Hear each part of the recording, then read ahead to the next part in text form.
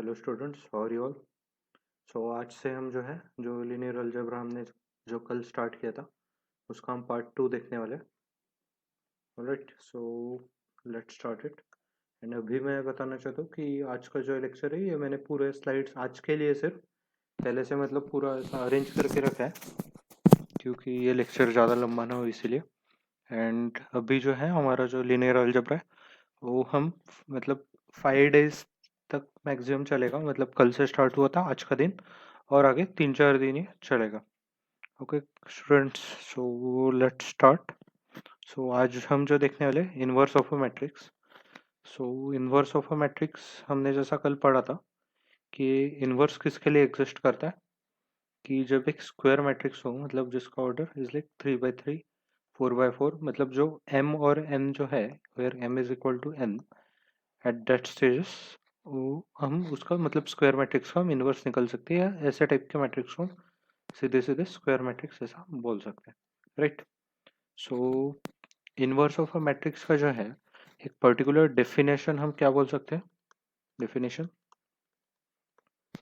सो उसका डेफिनेशन ये आता है कि a square matrix is said to be invertible if a into B equal to B into A equal to I. मतलब ऐसी जब कंडीशन होगी सो तब हम उस स्क्वायर मैट्रिक्स को क्या बोल सकते हैं, इन्वर्टिबल। मतलब उसका इन्वर्स एग्जिस्ट करता है ऐसा हम उसको बोल सकते हैं। और आपको ये पता है जहाँ बी ये क्या होगा, B equal to A inverse हो जाएगा। ऑलराइट स्टूडेंट्स, सो एंड मैंने आपको एक चीज बताया था जब हमारा मतलब लास्ट क्लास हुआ था एक मैट्रिक्स से रिलेटेड, मैट्रिसेस शायद उसका नाम था। तो उसमें मैंने ये बताया था कि inverse does not exist if det of A is equal to 0। Alright, so ये एक इम्पोर्टेंट पॉइंट है। एंड अभी जो हमारा इनवर्स का जो फॉर्मूला है वो ऐसे आता है, मतलब उसको डिनोट हम ए इनवर्स से करते हैं। एंड उसका जो पूरा फॉर्मूला होता है A inverse equal to adjacent A by det A. अभी जो एडजेसेंट ए होता है शायद अपने सभी ने कल का लेक्चर देखा होगा आई होप। ये जो होता है ये एडजॉइंट मैट्रिक्स का ट्रांसपोज होता है। एडजॉइंट ऑफ ए का transpose is adjacent of A. Alright, so ये जो है ये फॉर्मूला है उसका। एंड एडजॉइंट ए अगर आपको देखना है कैसे क्या निकलते, सो प्लीज़ आप जो लास्ट लेक्चर है मतलब इससे पहले का लेक्चर पार्ट 1 वाला लेक्चर उसको प्लीज़ जाके रेफर कीजिए। उसमें आपको एडजॉइंट जो सारा बेसिक्स है मैट्रिक्स एंड ऑल आपको पता चल जाएगा। सो अभी हम देखते हैं कुछ प्रॉपर्टीज किसकी, इनवर्स ऑफ मैट्रिक्स की properties. So properties of inverse of matrix. Alright students, so यहाँ पे जो है सबसे पहली प्रॉपर्टी ये आती है कि अगर हमें दो मैट्रिक्स दिए हैं ए और बी और उन दोनों के मल्टीप्लिकेशन का हमें इन्वर्स निकालना है। सो इंडिविजुअल इसमें वो उनका इन्वर्स कैसे निकलेगा, पहले बी इन्वर्स आएगा मल्टीप्लाइड बाय ए इन्वर्स आएगा। आपको पता है मैट्रिक्स में मतलब नॉर्मल सिनेरियो में A B equal to B A नहीं होता है। सो इसलिए A into B whole inverse equal to B inverse into A inverse. Alright, so जो ये प्रॉपर्टी हमारी शायद क्लियर हो गई। राइट, एंड जो सेकंड प्रॉपर्टी हमारी वो आती है डेट ऑफ ए इनवर्स। मतलब इसका अगर हम डिटर्मिनेंट निकालेंगे सो क्या आ जाएगा, 1 अपॉन ए आ जाएगा, 1 अपॉन डेट ए आ जाएगा। मतलब नॉर्मल जो ए मैट्रिक्स है उसका जब आप डिटर्मिनेंट निकालोगे सो किसके इनवर्स में आएगा, जब आप उस मैट्रिक्स का जब इनवर्स निकालोगे सो ये भी उसका मतलब 1 अपॉन आ जाएगा। ऑलराइट, सो अभी जो ये है मतलब थर्ड जो प्रॉपर्टी है ये है ए इनवर्स का अगर होल इनवर्स निकालो सो ये ए आ जाता है। जैसे मतलब ए ट्रांसपोज का अगर हमने होल ट्रांसपोज जब हम निकालते हैं सो हमें फिर से वो ए ही मिलता है, वैसे A inverse whole inverse equal to A ही आ जाता है। सॉरी, एंड जो नेक्स्ट है वो है एडजेसेंट ऑफ ए इनवर्स। ये क्या आता है, मतलब सपोज आपको ए दिया है, ए मैट्रिक्स आपको यहाँ पे दिया हुआ है, आपको उसका डेटा भी निकालता आता है। सो एडजेसेंट ऑफ ए इनवर्स क्या आता है, ए बाय डेटा। सो ये दो जो प्रॉपर्टी है ये बहुत इंपॉर्टेंट है स्टूडेंट्स। सो ये दोनों प्रॉपर्टीज आपको मतलब अच्छी तरह से ध्यान में रखनी है for exam point of view and आगे भी आपको ये काम में आएंगी। ऑलराइट, सो अभी हम देखते हैं हमारा नेक्स्ट टॉपिक जो कि है डायगोनल मैट्रिक्स। सो डायगोनल मैट्रिक्स क्या होता है, मतलब सबसे पहले इसका हम डेफिनेशन देख लेते हैं, definition of diagonal matrix. So its definition says that in a square matrix, non-principal diagonal elements will always zero. मतलब ये आपको डेफिनेशन बहुत लंबी चौड़ी लग रही होंगी, लेकिन इसका मतलब सिंपल मीनिंग ये है कि एक स्क्वायर मैट्रिक्स है. स्क्वायर मैट्रिक्स का मतलब ऊपर आपको समझा दिया था 3 by 3, 4 by 4. Number of rows and number of column will be equal in the square matrix. So in a square matrix, non-principal diagonal elements, अभी जो principal diagonal होता है ये आपको ये जो ऐसा वाला जो डायगोनल रहता है इसको हम प्रिंसिपल डायगोनल बोलते हैं. ये मैंने आपको कल ही समझा दिया था. Alright. So non principal diagonal मतलब ये डायगोनल एलिमेंट को छोड़ के बाकी सारे जो एलिमेंट्स रहेंगे वो क्या रहेंगे, जीरो एलिमेंट्स रहेंगे. ऑलराइट. सो यहाँ पे है, मैंने उसका एग्जांपल भी दिया. ये सिर्फ 1, 5, 9 है एंड बाकी के जो सारे नॉन डायगोनल एलिमेंट्स है वो क्या है, जीरो है. Alright students. सो इसको कहते हैं हम डायगोनल मैट्रिक्स एंड इसको रिप्रेजेंट कैसे करते हैं, सॉरी यहाँ जीरो आएगा, यहाँ पे भी जीरो आएगा. इसको हम रिप्रेजेंट करते हैं डायगोनल ऑफ 1, 5, 9. ये काफ़ी इंपॉर्टेंट है इसका रिप्रेजेंटेशन, क्योंकि ये ऐसा आपको क्वेश्चन पेपर में मिल सकता है एंड इसी से हम आगे कुछ प्रॉपर्टीज सीख पाएंगे. देखिए 1 सबसे पहले प्रिंसिपल डायगोनल में, उसके बाद 5 है, उसके बाद 9 आ गई. Alright students. सो अभी हम चलते हैं हमारा जो next properties of diagonal matrix topic है उसके तरफ. सो ये कुछ इंपॉर्टेंट प्रॉपर्टीज मैंने निकाली है बुक्स में से. तो जो प्रॉपर्टीज ऑफ डायगोनल मैट्रिक्स होती है वो ऐसे ही कि diagonal of X Y Z plus diagonal of P Q R, मतलब दो मैट्रिक्स है ऐसे जिसमें ये एक्स है, ये वाई है, जेड है, प्लस यहाँ पे पी है, क्यू है, आर है. बाकी सारे एलिमेंट्स लिख इसलिए नहीं रहा हूँ क्योंकि सारे एलिमेंट्स का वैल्यू जीरो है. सो इन दोनों का जब हम एडिशन करते हैं सो हो जाता है diagonal of X plus P, मतलब सिर्फ this element is map to this element, correct. This element is mapped to this element, y plus q and z plus r. Alright students, so ऐसा था ये फर्स्ट प्रॉपर्टी. आई hope ये आपको clear हो गया होगा. सेकंड जो प्रॉपर्टी होता है वो है मल्टीप्लिकेशन के रिलेटेड. तो वो कहता है कि डायगोनल मतलब एक मैट्रिक्स है एक्स वाई जेड, उसको अगर आप मल्टीप्लाई करते हो अनदर डायगोनल मैट्रिक्स से जिसके एलिमेंट्स है पी क्यू आर, तो आपको जो मिलता है फाइनल डायगोनल मैट्रिक्स वो ऐसा रहेगा X P into Y Q into Z R. Alright. ये भी मतलब डायरेक्ट मल्टीप्लिकेशन होगा अगर यहाँ पे बीच में अगर मल्टीप्लिकेशन का साइन है तो एक्स पी वाई क्यू और Z R. Alright student. So अभी हम चलते हैं हमारे नेक्स्ट प्रॉपर्टी की तरफ. सो ये ऐसी है कि diagonal of X Y Z whole raise to the power अगर एन अगर है, मतलब आपको एक मैट्रिक्स दिया है इट्स लाइक 1, 2, 3, इसका आपको होल स्क्वायर निकालना बोला है, या फिर हाँ नेक्स्ट इसमें मैं आपको इन्वर्स के बारे में बताऊंगा. सो इसका जब हम होल स्क्वायर निकालने बोला है सो आपको ये मैट्रिक्स फिर से एक बार आपको मल्टीप्लाई करना पड़ता है, लेकिन उस सिनेरियो में क्या हो जाएगा, डायरेक्ट इसका इनर एलिमेंट्स का स्क्वायर हो जाएगा. 1 का स्क्वायर 1, 2 का स्क्वायर 4, 3 का स्क्वायर 9, बाकी सारे elements will be zero. Alright. And ऐसे ही अगर आपको इनवर्स अगर निकालना है, सपोज अभी मैं आपको यहाँ पे बता देता हूँ. ठीक है. इनवर्स अगर निकालना है इट्स लाइक 1, 5, 7, 0, 0, 0, 0, 0, 0. ऑलराइट. इसका अगर आपको इनवर्स निकालना है so this property will only be useful here. मतलब सबसे आसान अगर इनवर्स किसका अगर निकालना होगा सो होगा डायगोनल मैट्रिक्स का. सो इसका इनवर्स बन जाएगा 1, 1/5, 1/7, 0, 0, 0, 0, 0, 0. Alright student. So I hope यहाँ तक आपको क्लियर हो गया होगा कि कैसे एक इनवर्स भी निकालते हैं. मतलब एन में जस्ट आपको -1 डालना है, उससे आपको आंसर मिल जाएगा. सो यहाँ तक आपको क्लियर हो गया होगा सभी. यहाँ पे भी नेक्स्ट है कि अगर आपको मतलब डिटर्मिनेंट निकालना है ऑफ एनी डायगोनल मैट्रिक्स, वो डिटर्मिनेंट कैसे निकालते हैं उसका मैं आपको यहाँ पे एक्सप्लेनेशन दूंगा. सो जो डिटर्मिनेंट है वो डायरेक्टली मल्टीप्लाई करते हैं प्रिंसिपल डायगोनल एलिमेंट्स को, right. So determinant of X Y Z equal to X Y Z multiplication में. फाइन. सो यहाँ पे अभी आपको पता है, मैंने बताया था आपको स्टार्टिंग में कि ए बी इज मतलब जैसे बहुत कम सिनेरियोज होते हैं कि जब मैट्रिक्स मल्टीप्लिकेशन में A B is equal to B A होता है. हमेशा मैक्सिमम टाइम्स आपको A B is not equal to B A मिलेगा. लेकिन जो एक सिनेरियो होता है कि जब ए और बी जब दोनों एक डायगोनल मैट्रिक्स है तब क्या होता है कि A B equal to B A होता है. सो एक एक्सेप्शनल केस है, ये आपको ध्यान में अगर आप रखोगे सो बहुत अच्छा है. ये ऐसी चीज़ें आपको कोई बताएगा नहीं लेकिन हम यहाँ पे पूरा रिसर्च एंड ऑल करके आपको पढ़ाते हैं, इसलिए हमको मतलब पता है कि आपको क्या पूछ सकते हैं और क्या नहीं पूछ सकते। ऑलराइट स्टूडेंट्स, तो अभी चलते हैं हम हमारा जो नेक्स्ट टॉपिक है उसकी तरफ। राइट, सो यहाँ पे हम देखेंगे कि एक ट्रायंगुलर मैट्रिक्स क्या होता है। ऑलराइट, सो पहले मैं आपको ये बताना चाहता हूँ कि जो हमने जो पूरा हमारा जो करिकुलम जो डिज़ाइन किया है, ये है ATC प्लस AO के लिए। हमने पूरे उसमें लिए इंजीनियरिंग की मैथमेटिक्स की बुक्स प्लस BSc मैथमेटिक्स की बुक, और जो फिजिक्स आपको मिल रहा है ये इसमें BSc फिजिक्स भी आता है।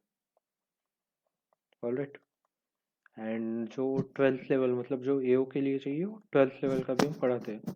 एक्चुअली एक इंटीग्रेटेड कोर्स है, मतलब कि हर एक, जितना मुझे पता है कि सारे लोग ATC प्लस AO दोनों के फॉर्म्स भरेंगे। राइट, मतलब किसी में भी निकल जाए तो अच्छा है ऐसा टाइप में। सो इसलिए बेस्ट वे यही है कि आप मेरे लेक्चर्स फॉलो करिए। आपको पूरा मतलब बेसिक से आपको पढ़ाऊंगा पूरा अच्छे तरीके से, सो इसमें आपको कोई भी इशू नहीं आएगा, और मैं मतलब पर्सनलाइज आपको गाइडेंस भी दूंगा अगर आपको नीड है तो। ऑलराइट, सो अपने टॉपिक की तरफ वापस आते हैं। सो यहाँ पे बोला गया कि एक अपर ट्रायंगुलर मैट्रिक्स, मतलब ट्रायंगुलर मैट्रिक्स जो होते हैं उसके कुछ टाइप्स होते हैं। तो सबसे पहले में आता है अपर ट्रायंगुलर मैट्रिक्स। सो अपर ट्रायंगुलर मैट्रिक्स क्या होता है, जहाँ पे ऊपर के सारे ट्रायंगल वाले एलिमेंट्स भर जाते हैं।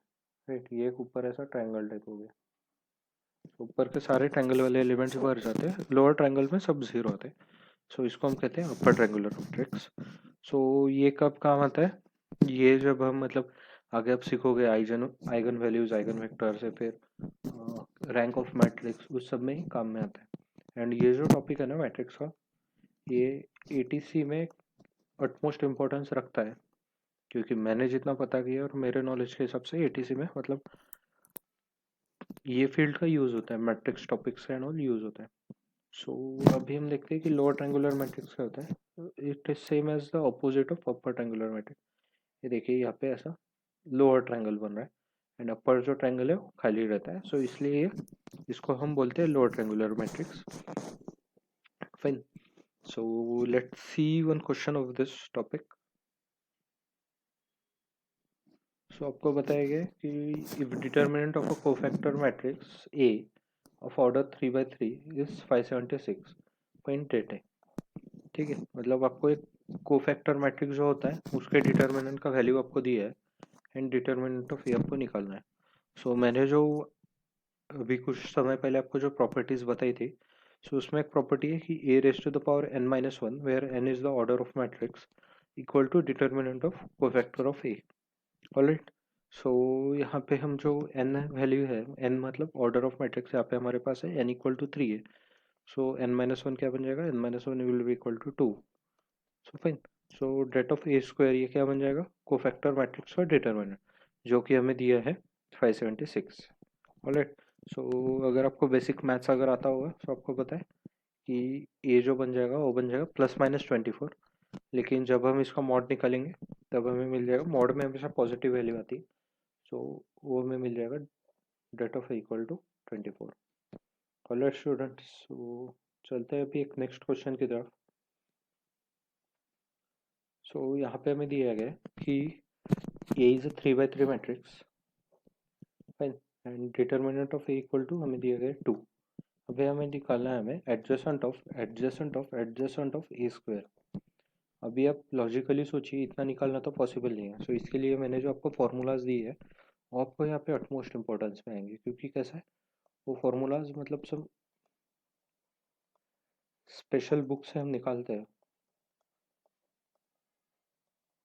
तो इसके जो कुछ जो डेरिवेशंस होते हैं वो मतलब बहुत हार्ड होते हैं, इसलिए आपको कोई नॉर्मल बुक में नहीं मिलेगा, लेकिन हमें पता है कि ये ऐसा डेटा मतलब आपको ट्रिकी डेटा आपको कहाँ से दिया जाए कि जिससे आपके क्वेश्चन सॉल्विंग एबिलिटी स्पीड भी बढ़े एंड आपको टाइम भी कम लग जाए। फाइन, तो यहाँ पे हमें पता है कि जो पिछले बार हमने फॉर्मूला देखा था, सो उसके according det of anything equal to n-1, मतलब raise to the power n-1, और यहाँ पे एडजस्टेंट कितने बार है 3 टाइम्स, तो इसलिए यहाँ पे क्या आ जाएगा ऊपर 3 टाइम्स।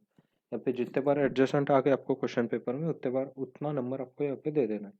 फाइन, सो सबसे पहले हम यहाँ पे n सब्स्टिट्यूट करते हैं, n हमें दिया गया कितना 3, सो n-1 कितना हो जाएगा 2, 2 क्यूब इक्वल टू 8। सो यहाँ पे अंदर का हम वैसे ही रखते हैं, रेज टू द पावर 8। अभी आपको पता है ये दोनों जब पावर में है तब इन दोनों का मल्टीप्लिकेशन हो जाता है। So 8 into two that is equal to 16। So हमें जो डेट ए का वैल्यू दिया है वो दिया गया है 2। सो हमारा फाइनल जो आंसर आ जाएगा वो आ जाएगा 2 raise to the power 16। So students यहाँ तक शायद आपको कोई डाउट्स नहीं होगा, यहाँ तक आपको सब क्लियर होगा। So let's see the next question. So यहाँ पे हमें बताया गया कि एक हमें मैट्रिक्स दिया गया है, ये मैट्रिक्स, एंड इसका हमें क्या निकालना है, एडजेसेंट ऑफ ए इनवर्स, मतलब एडजेसेंट ए निकालना है, उसके बाद उसका इनवर्स निकालना है। सो जो कि आता है ए बाई डेट ए आता है, ये मैंने यहाँ पे लिख के रख दिया आपको मतलब पता हो इसलिए, ये फॉर्मूला ऊपर डिस्कस्ड है राइट।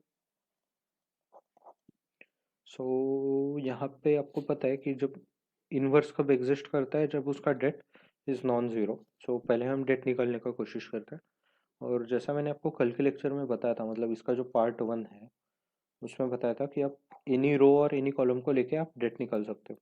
सो बेस्ट वे, ये रो में 3 जीरो है, सो आप ये रो को कभी भी अगर लोगे तो सिर्फ आपको मतलब कैलकुलेशन जो है वो बहुत मिनिमल कैलकुलेशन आएंगे।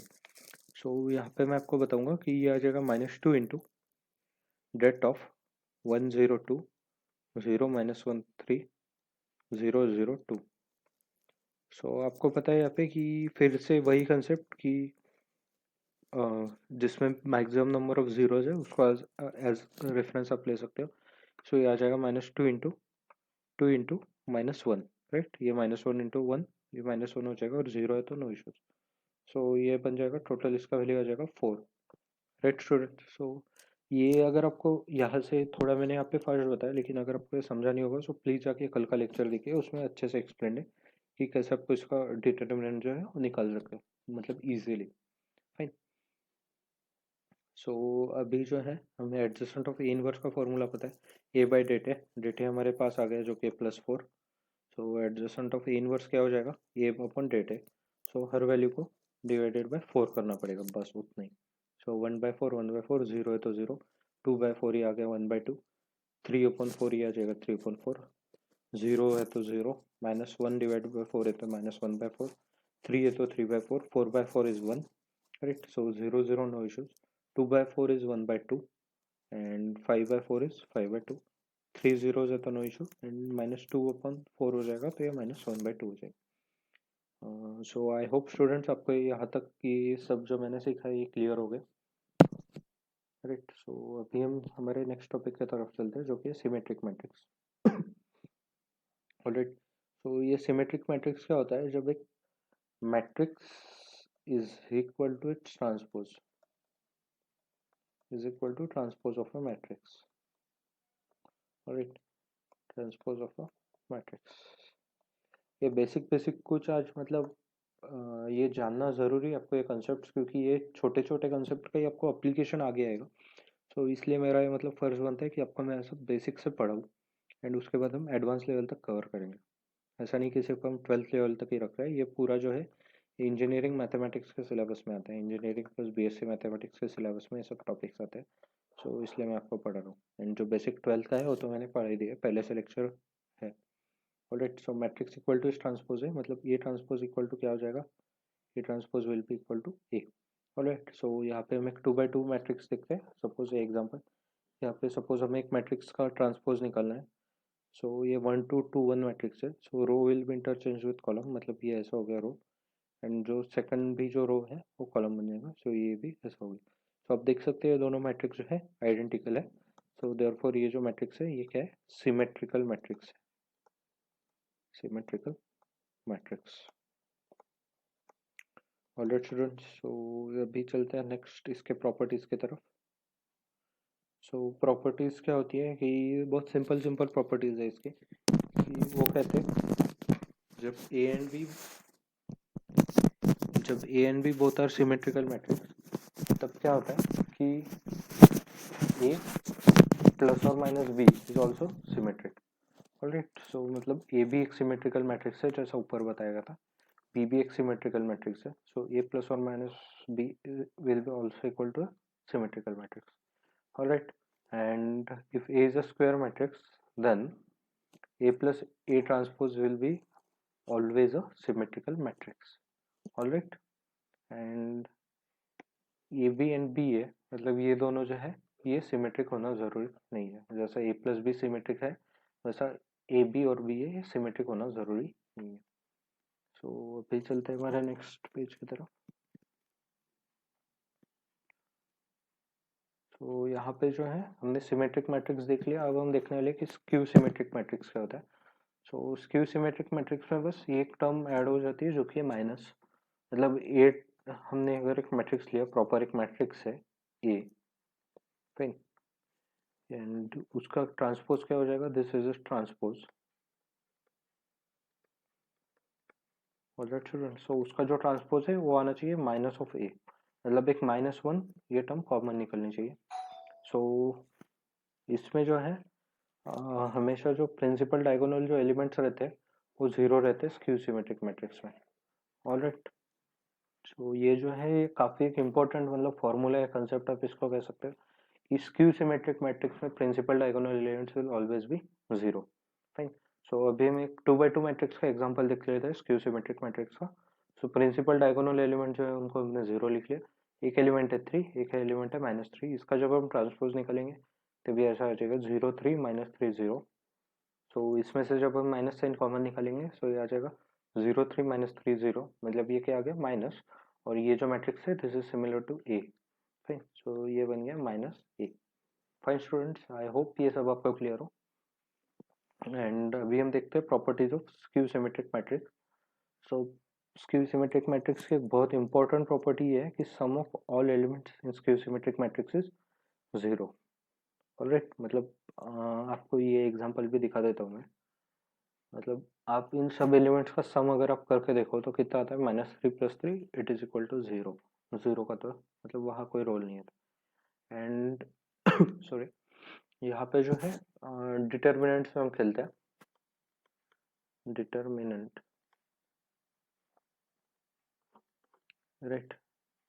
सो अगर उसका ऑर्डर अगर ऑड होगा मतलब 3 5 ऐसे टाइप में अगर ऑड होगा या इवन अगर ऑर्डर होगा, सो अगर ऑर्डर है सो उसका डिटर्मिनेंट जो है वो 0 आएगा।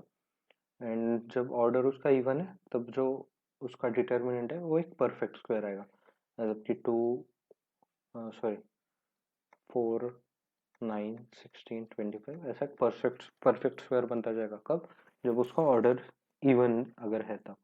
एंड जब उसका ऑर्डर 0 रहता है ना स्टूडेंट्स, तब उसका इनवर्स डज नॉट एग्जिस्ट।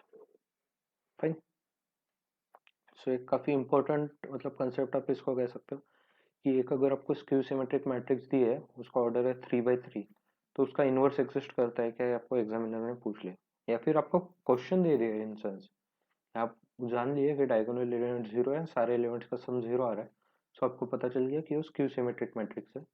लेकिन आप अगर जब देखोगे तब उसका इनवर्स एग्जिस्ट ही नहीं करेगा क्योंकि उसका डेट क्या आ जाएगा 0 आ जाएगा। बट वही जो इवन ऑर्डर का अगर है, मतलब सपोज अगर 4/4 का दिए तो उसका क्या इनवर्स एग्जिस्ट करेगा। तो मैं लिख देता हूँ inverse exist. Alright students, so let's see one question for this.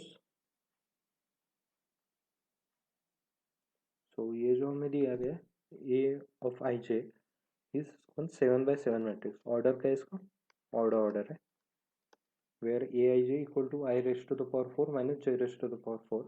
यहाँ पे मैं दो चीज़ें निकालनी, सम ऑफ ऑल एलिमेंट्स और ए इनवर्स। देखिए यहाँ पे अब सबको एक बात तो पता चल गई कि ये स्क्यू सिमेट्रिक मैट्रिक्स होगा। क्यों, क्योंकि 1/1 जो है या फिर 2/2 जो है, सो यहाँ पे जो है ना स्टूडेंट्स ये जो है 1 मतलब आई और जे का वैल्यू अगर सेम सेम रहा, मतलब डायगोनल केस में लाइक 1/1 हो गया, ये 2/2 हो गया, 3/3 4/4 5/5 ऐसे 7/7 तक जाते जाएगा। सो ये जो ए ऑफ आई जे है ये क्या होगा, मतलब 1 1 अगर आप डालोगे तो ये आ जाएगा 0, 2 2 जब भी आप डालोगे तो भी ये 0 आएगा, ऐसा 7/7 तक ये 0 आएगा। मतलब ये जो मैट्रिक्स है इसको हम स्क्यू सिमेट्रिक मैट्रिक्स बोल सकते हैं। सो आपको पता है कि sum of all elements of skew symmetric matrix is 0, ये उसके प्रॉपर्टी में ही बताया गया है। या फिर जो मतलब जो लोग हमारे क्लास का लेक्चर नहीं करते वो क्या करेंगे कि एक एक एलिमेंट तो निकालते जाएंगे, अरे भाई ये एलिमेंट 0 आ गया, ये एलिमेंट -1 है, ये एलिमेंट 1 है। सो ऐसा एक एक एलिमेंट उनको निकालना पड़ेगा, लेकिन हम आपको यहाँ पे मतलब शॉर्टकट ट्रिक्स बताते हैं जिसके आपको जो पेपर है वो आपको ईजी लगने लगे। फाइन। सो जब उसका मतलब एंड यहाँ पे जो है sum of all elements of skew symmetric matrix, उसका जो एडिशन है वो बन जाएगा 0। एंड जब उसका ऑर्डर अगर ऑड रहता है तब क्या होगा, उसका जब डिटर्मिनेंट है that will also be equal to 0। Alright. So जब उसका ऑर्डर ऑड रहता है, ये मैंने आपको ऊपर बताया, सो उसका जो डिटर्मिनेंट है वो 0 रहता है। सो इसलिए जब डिटर्मिनेंट 0 रहता है तो A inverse does not exist. Fine students, I hope यहाँ तक आप सबको क्लियर हो गया होगा। सो अभी हम देखते हैं, आज का हमारा लगभग मतलब लास्ट टॉपिक की तरफ हम आ गए। सो सबसे पहले मैं ये बता देना चाहता हूँ कि ये जो रैंक ऑफ मैट्रिक्स जो है एंड जो मैट्रिक्स से पूरा एक जो टॉपिक एज अ होल जो है, ये एटीसी में आपको बहुत ज्यादा इंपॉर्टेंस आएगा, क्योंकि एओ में तो इसका इंपॉर्टेंस नहीं है, लेकिन एटीसी जो टॉपिक है, क्योंकि एयरपोर्ट्स एंड एरोप्लेन जो होते हैं वो सब मतलब एक मैट्रिक्स के टर्म्स में डील करते हैं, उनको कोऑर्डिनेट्स एंड ऑल वो सब जो है, क्योंकि ये मेरे कुछ जानकार है उस फील्ड में, इसलिए सब मुझे पता है। सो इस फील्ड का मैंने आपको शायद पहले भी बताया जितना मुझे याद आ रहा है। सो इम्पोर्टेंस बहुत है। सो इस टॉपिक को आपको बहुत अच्छे से करना है, इसमें से आपको कम से कम 2 से 3 क्वेश्चंस तो आ ही जाएंगे आउट ऑफ 60। सो अप्रोक्स होता है मतलब कितना, 5% क्वेश्चंस मतलब मार्क्स आपको ऐसे ही मिल जाएंगे अगर आप ये लेक्चर 4-5 ही लेक्चर आप अच्छे से कर लोगे तो। सो मैट्रिक्स का हम डेफिनेशन देख लेते हैं पहले, कि मतलब अगर एक m क्रॉस n का अगर एक मैट्रिक्स है, मतलब उसका ऑर्डर m क्रॉस n है, so then the number of square submatrix of order r is mcr into ncr। ये एक थेरोटिकल डेफिनेशन है, इसमें से आपको इतना कुछ समझ में नहीं आएगा, लेकिन जब आपको क्वेश्चंस एंड ऑल जब मैं समझाऊंगा तब आपको अच्छे से समझ में आ जाएगा। लेकिन ये जस्ट थेरोटिकल डेफिनेशन है एंड ये उसकी कुछ कंडीशंस है, मतलब ये कंडीशंस उसने सेटिस्फाई करनी चाहिए। सो उसमें सबसे पहली कंडीशन ये कहती है कि determinant of all square submatrix of order more than R is 0। Fine, ये पहली कंडीशन है। एंड सेकंड कंडीशन ये है कि at least one square matrix of order R is non zero. Alright. So अभी हम देखते हैं एक मतलब रैंक ऑफ मैट्रिक्स का एक एग्जांपल देखते हैं, कि ये सपोज आपको एक गिवन मैट्रिक्स है। सो इसमें आपको रैंक निकालना है। सो रैंक मतलब क्या, जितने नॉन जीरो अगर रोज है, नॉन जीरो रोज कौन से है, सिर्फ ये दो नॉन जीरोज है, सो उतना ही रैंक। यहाँ पे अगर एक भी अगर जीरो की जगह अगर 1 होता, सो इसका जो रैंक बन जाता वो 2 छोड़ के 3 बन जाता। फाइन। एंड जो हाँ, और एक चीज कि इसमें आपको रो और कॉलम ट्रांसफॉर्मेशन आप इसमें लगा सकते हो, रो और column transformation, sorry transformations. Fine. Transformation क्या होता है, इसके लिए एक बेसिक वीडियो मैट्रिक्स का बना है, प्लीज रेफर टू दैट, क्योंकि यहाँ पे अगर सब चीजें मैं एक ही वीडियो में कवर करते जाऊंगा तो ये बहुत लंबा लेक्चर हो जाएगा, और फिर आप भी उस लेक्चर को मतलब देखने के लिए नहीं करते हो। सो यहाँ पे आपको मतलब हाँ ठीक है, रो और कॉलम ट्रांसफॉर्मेशन आपको आप पिछले वाला जो बेसिक एक 12th क्लास के बेसिक पे जो मैट्रिक्स का वीडियो उसमें आपको मिल जाएगा। सो अभी हम नेक्स्ट क्वेश्चन देखते हैं। सो यहाँ पे हमें दिया गया कि यहाँ पे जीरो वाला रो तो है पूरा, लेकिन वो कहाँ पे बीच में, हमें कहाँ पे लाना है, वो लास्ट में लाना है। सो इसलिए हम जो रो ट्रांसफॉर्मेशन है R2 चेंजेस टू R3 वो अप्लाई कर देंगे। अब इसके लिए भी आपको बेसिक क्लियर होने चाहिए, बेसिक मैंने पहले से कवर करा रखे अगले मतलब पहले वाले वीडियोस में। सो ये दोनों जो रोज है वो इंटरचेंज हो जाएगा। सो ये इंटरचेंज होने के बाद मतलब जो नीचे वाला है ऊपर जाएगा, ऊपर वाला नीचे आएगा, so it will be this. So यहाँ से आप डायरेक्टली कह सकते हो कि जो रैंक ऑफ ए है वो आता है 2। सो ये हो गया रैंक बाय मेयर ऑब्जर्वेशन। अभी ये रैंक के लिए कुछ प्रोसीजर भी होगा ना, हाँ वो प्रोसीजर है। सो वो हम निकालते हैं कि रो इक्विवेलेंट फॉर्म बोलते हैं उसे, row equivalent form of a matrix. So row equivalent form का हम डेफिनेशन देख लेते हैं, इसका जो कुछ कंडीशंस है वो कैसे होते हैं।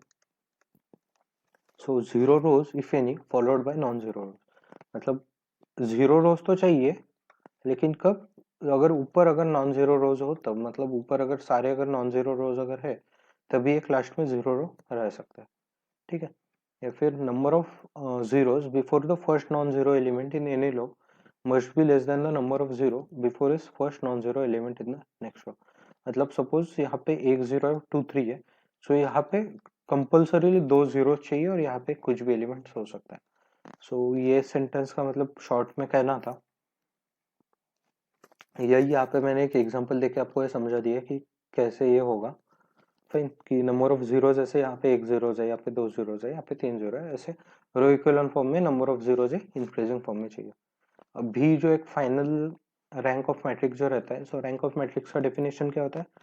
Number of non zero rows in equivalent form of A. ये जो पढ़ा हमने कि जो जीरोज इंक्रीजिंग ऑर्डर में होने चाहिए, इक्विवेलेंट फॉर्म होता है।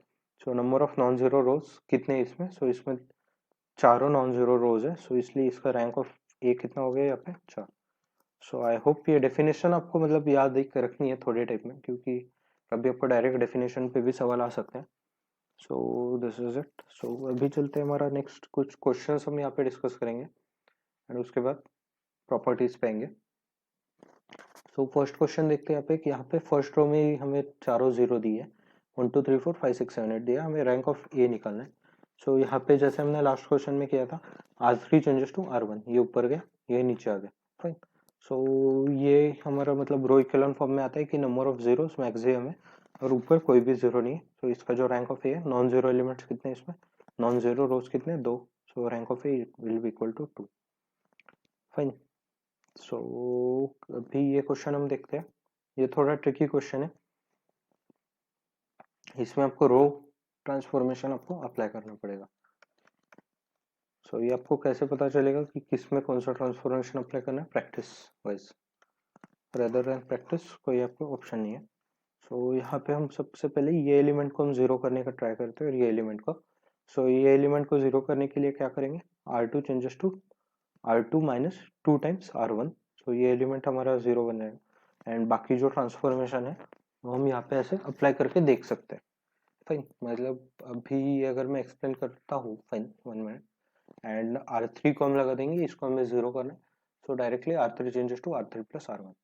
सो ये फर्स्ट रो तो जैसे का तैसा आ गया। फाइन, लेकिन जो सेकंड रो होगा वो कैसे आएगा कि R2 माइनस 2 टाइम्स R1, ये फॉर्मूला आप याद रखिए अभी के लिए। सो यहाँ पे R2 है 2 minus 2 into R1, so 2 into 1 is 2, so 2 minus 2 will be equal to 0। ये एलिमेंट हो गया। सेकंड एलिमेंट R2 है 3 minus 2 times R1, minus minus plus हो गया, plus 1 into 2 2, so 2 plus 3 will be equal to 5। This element also हो गया। यहाँ पे R2 तो जीरो ही है ये एलिमेंट के लिए, माइनस 2 R1 हो गया, सो ये डायरेक्टली माइनस 4 हो गया।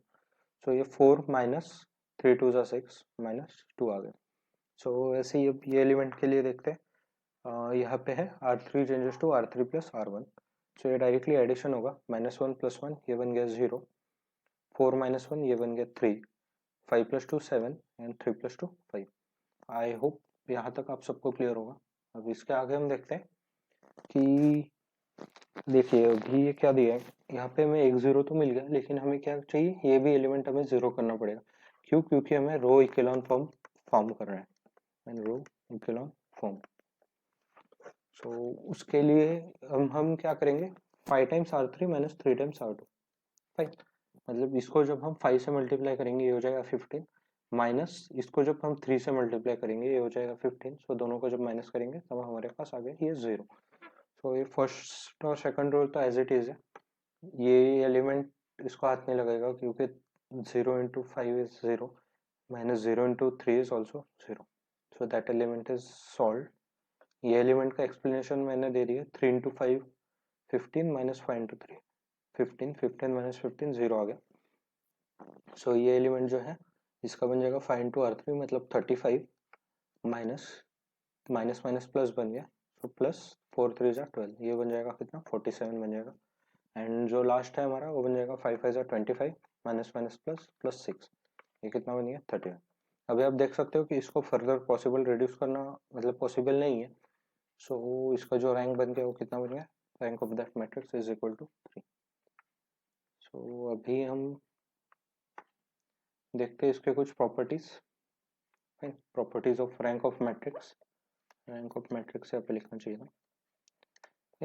सो सबसे पहली प्रॉपर्टी ये है कि अगर एक मैट्रिक्स है जिसका ऑर्डर है m by n, so rank of that A ये क्या होगा, लेस देन और equal to minimum of n comma n। Fine, मतलब m ये इसका नंबर ऑफ रोज है, n नंबर ऑफ कॉलम्स है। सो इन दोनों में से जो मिनिमम होगा ये rank of A will be minimum of this two, मतलब वो लेस देन और इक्वल टू होगा मिनिमम ऑफ दिस टू को। फाइन, सो ये हो गया। एंड अभी जो सेकंड ये है वो ये बोलता है कि rank of A plus B, मतलब दो मैट्रिक्स है, दोनों का आपने एडिशन कर लिया, उन दोनों का रैंक कितना होगा। सो रहेगा लेस देन और equal to rank of A plus rank of B. फिर इससे कुछ डायरेक्ट क्वेश्चंस आपके बन सकते हैं, सो ये आपको याद रखना है। फिर and rank of A B क्या हो जाएगा, ये minimum of rank of A और रैंक ऑफ बी का जो मिनिमम है, मतलब जो इंडिविजुअल जो इनका रैंक्स है इन दोनों का क्या हो जाएगा, मिनिमम हो जाएगा। Alright student, so and next जो है रैंक ऑफ ए बी, ये किसके लिए, स्क्वायर मैट्रिक्स के लिए, ये ग्रेटर देन और इक्वल टू हो जाएगा rank of A plus rank of B minus N. अब तक मैंने आपको एन क्या होता है ये शायद 1000 बार बता चुका मैं, ये अभी आप मुझे कमेंट सेक्शन में बताइए कि एन क्या होता है, अगर आपका गलत होता है तो मैं इसको करेक्ट करूंगा। सो ये किस मतलब कौन से सिनेरियो में एप्लीकेबल होता है, जब एक ए और बी दोनों बोथ आर स्क्वायर मैट्रिक्स क्या रहेंगे ए और B. Fine, and rank of null matrix मतलब जिसमें सारे एलिमेंट जीरो है, उसका रैंक ही क्या रहेगा, उसका रैंक ही क्या रहेगा, जीरो रहेगा, ये तो मतलब कोई भी बता देगा। And rank of identity matrix of order N, मतलब ऐसे अगर 2x2 का अगर आइडेंटिटी मैट्रिक्स है, सो उसका ऑर्डर यहाँ पे कितना दिख रहा है आपको, 2 दिख रहा है, so that is equal to N, मतलब ये 2x2। फाइन, सो ये था गाइस आज का लेक्चर। सो स्टूडेंट्स आप ये जो हमारा वेबसाइट है इसको विजिट कीजिए, एंड यहाँ पे आपको प्रैक्टिस पीडीएफ एंड ऑल, मतलब उसका जो सॉल्यूशन है या फिर जो क्लास नोट्स है वो सब आपको यहाँ पे मिल जाएंगे, यहाँ पे हम अपलोड करते रहते हैं उसको। एंड अभी ये जो हमारा टॉपिक चल रहा है ये लीनियर अलजेब्रा, ये इंजीनियरिंग मैथ्स का टॉपिक है एंड बीएससी मैथ्स में भी आता है, तो ये अगले 2 से दिन तक चलेगा ही। इसका प्रॉपर जो लीनियर अलजेब्रा है वो स्टार्ट होगा, ये उसका बेसिक्स टाइप था, मतलब ये भी इंजीनियरिंग मैथ्स में आता है लेकिन जस्ट बता दे रहा हूँ। सो उसके बाद मतलब कैसे लीनियरली डिपेंडेंट रहता है, कल से लीनियरली इंडिपेंडेंट रहता है, ये सब हम आगे देखेंगे। सो आज का लेक्चर मतलब मुझे री रिकॉर्ड करना पड़ा क्योंकि थोड़ा साउंड का इशू था इसलिए, सो इसलिए पहले से मतलब पूरा कंटेंट लिख के था और मैंने जस्ट एक वॉइस ओवर दिया इसको। सो ऐसा था गाइस, एंड हमारे चैनल को आप सब्सक्राइब कीजिए, ज़्यादा से ज़्यादा लोगों तक ये चैनल पहुँचाइए, और ऐसे में आपके लिए फ्री में बहुत एक क्वालिटी कंटेंट आपके लिए लाते रहूँगा guys. So that's it for today, thanks all.